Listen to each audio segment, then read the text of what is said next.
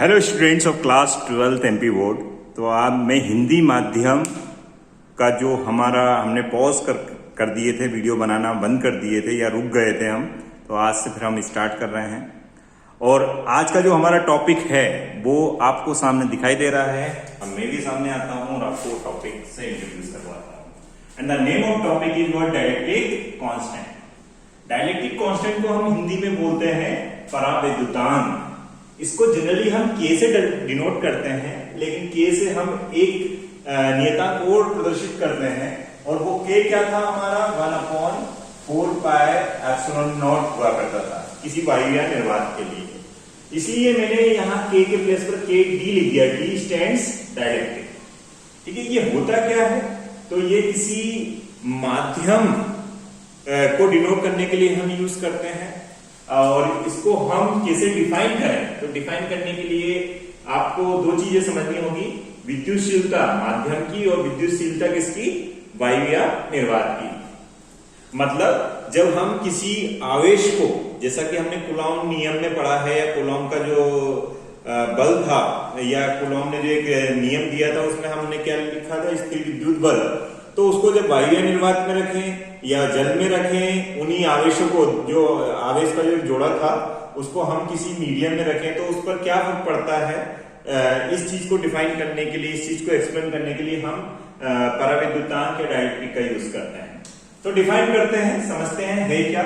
तो dielectric constant या परावैद्युतांक को हम केडी से डिनोट करते हैं।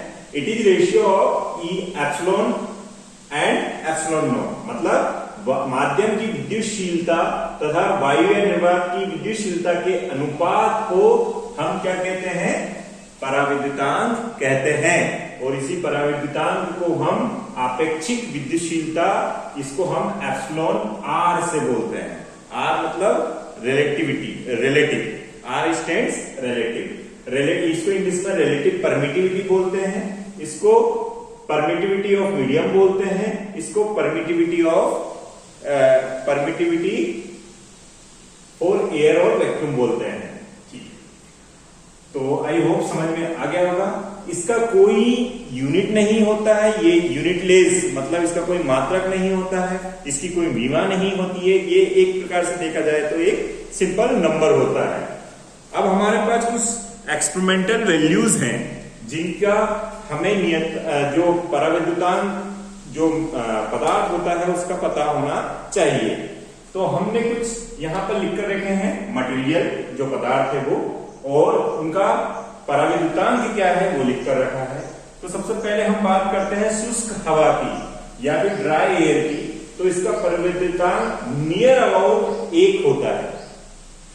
तो अगर आपसे बोल दिया जाए कि दो आवेश हैं, वो कहां पर रखे हैं? एयर में रखे हैं, और अगर कोई ऐसे मटेरियल में उन्हीं आवेश को आप रखते हैं जिसका परावैद्युतांक 1 है, तो बताइए बल में कोई अंतर आएगा? तो आप कहेंगे कोई भी अंतर नहीं आएगा।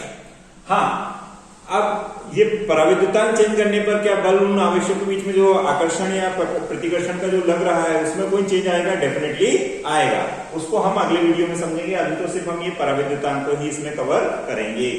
तो सिलिकॉन रबर जो होती है उसका परावैद्युतांक 3.2 होता है, कोई यूनिट नहीं लगेगी इसकी। ग्लास या कांच जो होता है उसका 3.8 से लेकर 14.5 तक होता है। पेपर कागज, इसका परावैद्युतांक 3.6 होता है। पीवीसी पॉलीविनाइल क्लोराइड, एक प्रकार का आपने देखा होगा प्लास्टिक जैसा एक जो होता है मटेरियल, उसका जो परावैद्युतांक जो होता है वो क्या होता है बच्चों? 4.0 मतलब 4 होता है। और वाटर का लगभग 80 होता है परावैद्युतांक। तो आज हमारा ये छोटा सा टॉपिक था, इसको भी समझना बहुत जरूरी था, क्योंकि अगर ये समझेंगे तभी हम इलेक्ट्रिक जो फोर्स था या कूलॉम का जो स्थिर विद्युत बल था उसको हम माध्यम में रखेंगे। डिफरेंट माध्यम में रखने से उनके बल पर, उनके बीच में जो बल लग रहा है उस पर क्या प्रभाव पड़ेगा, और इसी को हम कंटिन्यू आगे भी पढ़ते जाएंगे कि भाई जब कैपेसिटर पढ़ेंगे, धारिता वाला जो चैप्टर पढ़ेंगे उसमें भी हम इसको समझेंगे। तो आई होप इसमें समझ में आ गया होगा. If you are not understanding this concept then you can ask in comment box. Thank you.